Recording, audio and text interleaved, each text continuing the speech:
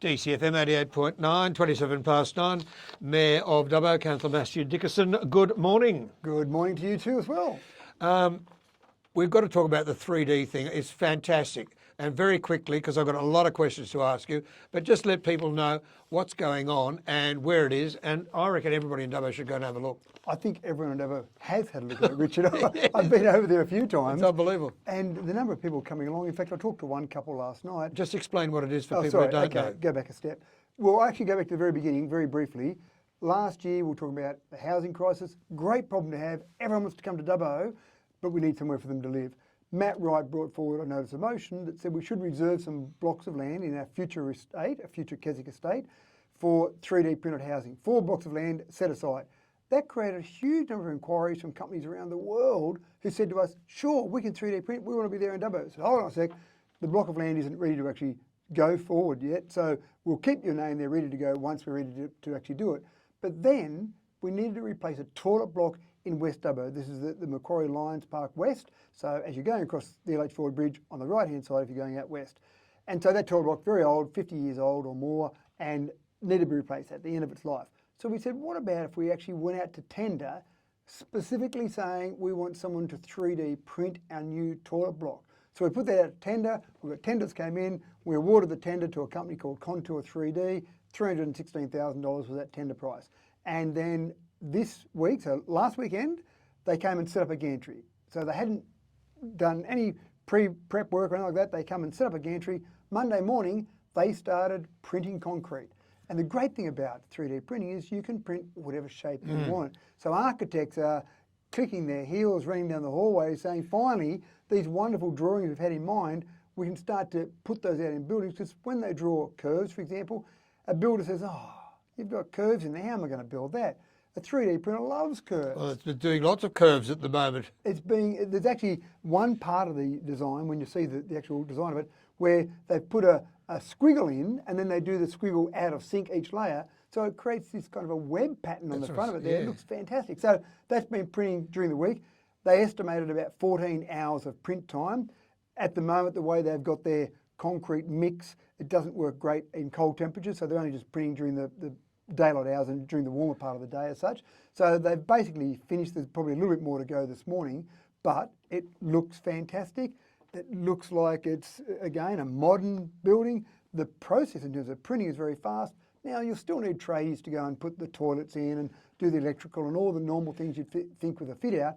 This basically replaces brickies. So sorry to your brickies out there at the moment, but this is something where we'll see trades change. So instead of being a brickie, you might be a technologist on a 3D printing jig.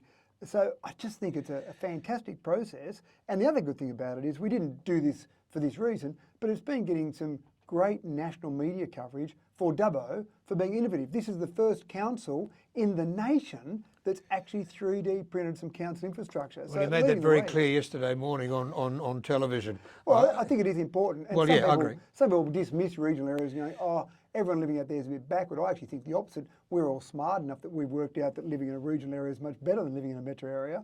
But when metro people see a regional council leading the nation in something like this, suddenly they start to change their thinking a bit. Yeah, indeed, it's good. All right. But that was it for a quick summary. Yeah, okay, that was the quick summary in 3 minutes, yeah, sure. But anyway, we needed to say it. Now, fluoride, this is a disaster, complete and utter disaster. 2019, we had fluoride in the water. We haven't had it since. And now, when do we get it back? 2024. Why is it taking so long? So, and a quick answer, why is it taking so long? It's complex. It's not complex. It seems to me to be a complete and utter failure on the part of the previous council and a complete and utter failure for people now designing the thing. Why is it taking so long? Why have we gone for a new system? It's just too long and it's not good enough. So you asked for a quick answer. So it's complex is the quick answer as to why it's taking so long now. Go back to January 2019, as you said there, that's the disappointing part. That's when fluoride wasn't being put in the water. There was a a failure in the system then. Okay, a failure in the system is a failure of people too. Why isn't anybody in that particular council at the time being prosecuted for failing to do what should have been done for the ratepayers of Dubbo? It is a breach of the fluoridation. I know of it's a public breach of water. the Act. I've got that Yeah. written here. So why aren't we prosecuting people who breached that Act within council? There are employees there who stuffed up. There was a previous mayors who stuffed up. There were previous general managers who stuffed up. Why isn't someone being held accountable? Yeah, and it's not up to council, to us, to prosecute someone. That would be an action that someone external. Why to isn't it council would council? take.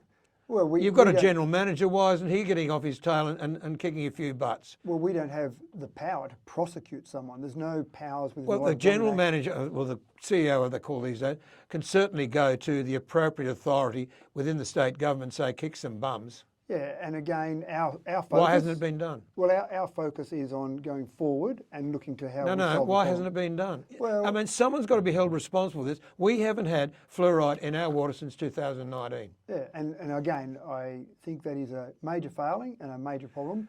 I don't think it's our job though to go and try and prosecute someone. Our job is to fix It the is, problem. it is council's job. It is someone to prosecute that failure in the past so it doesn't happen again. And people are put on notice within the present council to make sure that they don't stuff up. And to make sure that they report, to make sure that they don't look after their own little nest. And that's what it's all about. And people looking after them, oh, we better not do that, or we could lose our jobs, blah, blah, blah. And let me say that I don't believe there is anyone in our organisation today, at the moment, as it stands, that has been responsible. I'm sure for there this failing. isn't. I'm sure there, but there was in the past. There was in the past. Are they that's right. still working for us? That's what I'm saying. I don't believe that anyone there today was responsible at the time for this major failure back in January 2019. So the people that were responsible for not informing So the community- rats left the sinking ship. Well, it's not a sinking ship, Richard. Let me say that the council is not a sinking ship, but the people that were responsible are no longer there. At whatever level of leadership you might point to, you can point to pretty obviously where those, it stops at the top, where those levels of leadership were failing and those people that aren't there anymore. So, January 2019, fluoride wasn't being put in the water. That was a time, A, the community should have been informed, and B, some solutions put in place to fix the problem. The upper management, the upper leadership of council, as high as you want to go there, ignored that completely and just said, hope no one notices. Again, as we know, the It's history. of it- disgraceful, isn't it? Oh, it is. Hope terrible. no one notices, yeah. Yeah, that's right. What other excuse could they possibly have? If they had taken it to the public and said, there's a failing, we don't have the money to fix the problem, we're going to fix it in the future, whatever the problem was, tell the community about it is the first thing.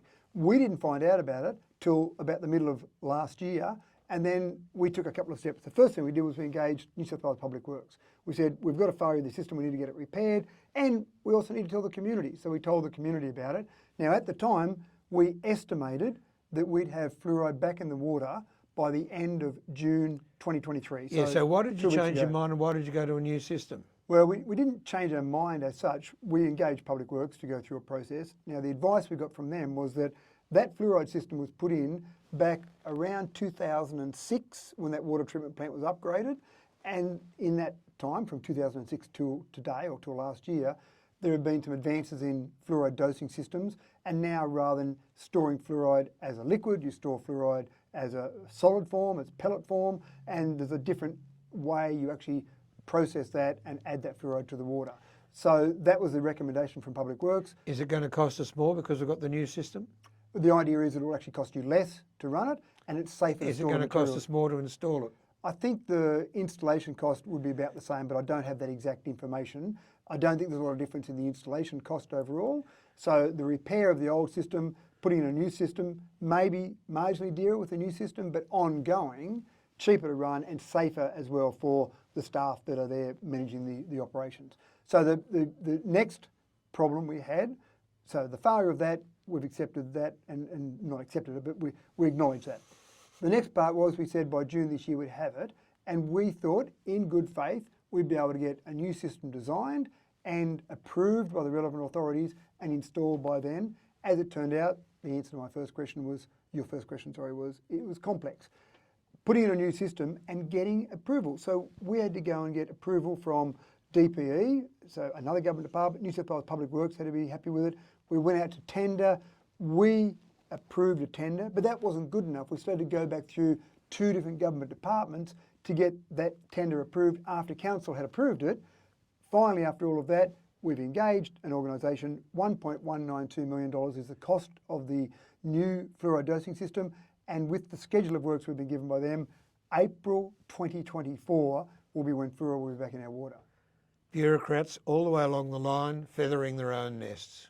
It really is. It's disgraceful. It's disgraceful that it's taken so long and so many public departments fiddling around with this and saying, oh yeah, it's Dubbo, we'll get round to it, and it's just not good enough.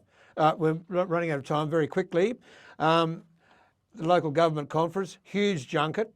You're taking half the council with you. Why? No, it's a junket. It's a junket. More than half the council. We've actually got 8 councillors going, and I'm hopeful that we'll have 9 out of the council going. I'd love all 10 to go. For an organisation, Richard, that's managing a $250 million budget, a $3 billion asset base, you would hope that your team that are leading that, councillors, are educated, are taking advantage of every opportunity to improve their knowledge, share knowledge with other councils. I encourage all of our councillors to go to the Local Government New South Wales Conference every year if they can make it away from work. And I place a huge amount of importance on it. The cost to each councillor, to council for each councillor is round numbers $2,000.